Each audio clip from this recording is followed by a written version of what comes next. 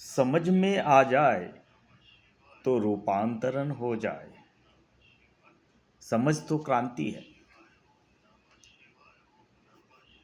किसी भी विषय वस्तु को अगर हम समझ पाते हैं, जान पाते हैं, रियलाइज कर पाते हैं, तो उसकी सार्थकता की प्रकाष्ठा होती है।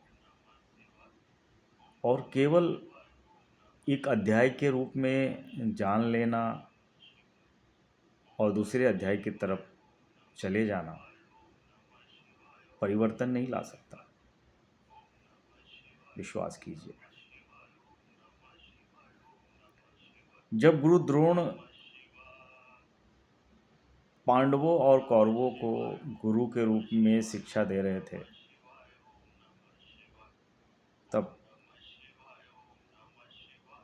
युधिष्ठिर जी एक अध्याय से ऊपर ना जा रहे थे।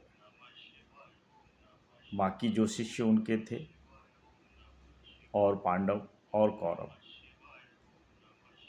वह दूसरे तीसरे अध्याय की तरफ बढ़ गए।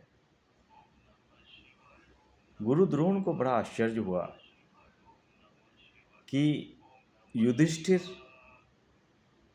अगले अध्याय की तरफ क्यों ना जा रहे हैं। तो उन्होंने युधिष्ठिर जी को बुलाया और पूछा कि अगले अध्याय की तरफ क्यों नहीं बढ़ रहे हो।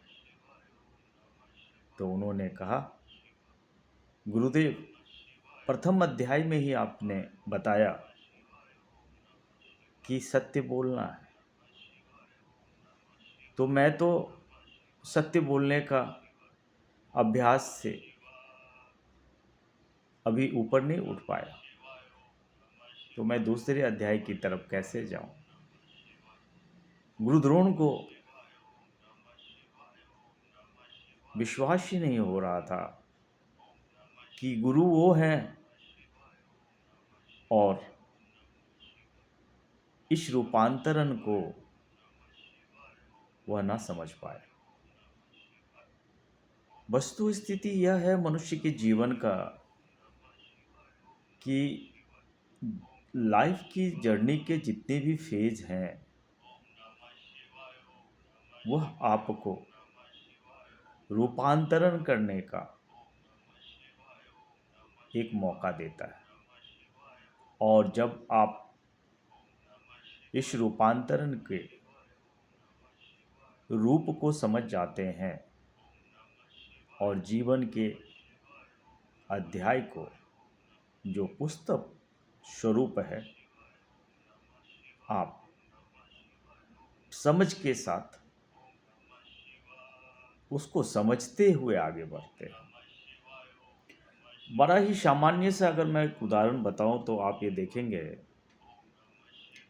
कि स्कूल के जो विद्यार्थी होते हैं, जिन्होंने कक्षा प्रथम में अच्छी समझ रखी,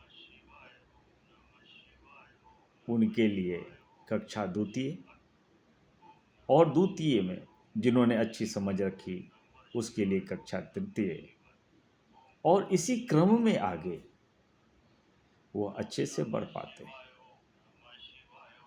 जीवन का जिस अध्याय को आप जी रहे हैं उसे आपको समझना बहुत जरूरी है। अगर उसकी समझ हुई आपको, तो विश्वास मानिए, आप अगला अध्याय भी बहुत बेहतर तरीके से समझ सकते हैं। उसके बाद के भी अध्याय को बहुत बेहतर तरीके से आप समझ सकते हैं। मनुष्य की लाइफ में रियलाइजेशंस बहुत ही महत्वपूर्ण है। समझ होना बहुत ही महत्वपूर्ण है। कहते हैं कि ऐसा कोई प्रश्न नहीं है जिसे आप समझ लो तो 50% आप उत्तर ना दे सके। प्रश्न समझना भी बहुत महत्वपूर्ण है, उत्तर देने के लिए जिस तरह से महत्वपूर्ण है जीवन के हर अध्याय को प्रथम अध्याय की तरह लेके अगले अध्याय की तरफ आप जाएं। प्रभु आपकी समझ को बढ़ाते रहें और आप अपनी समझ को भी बढ़ाते रहें।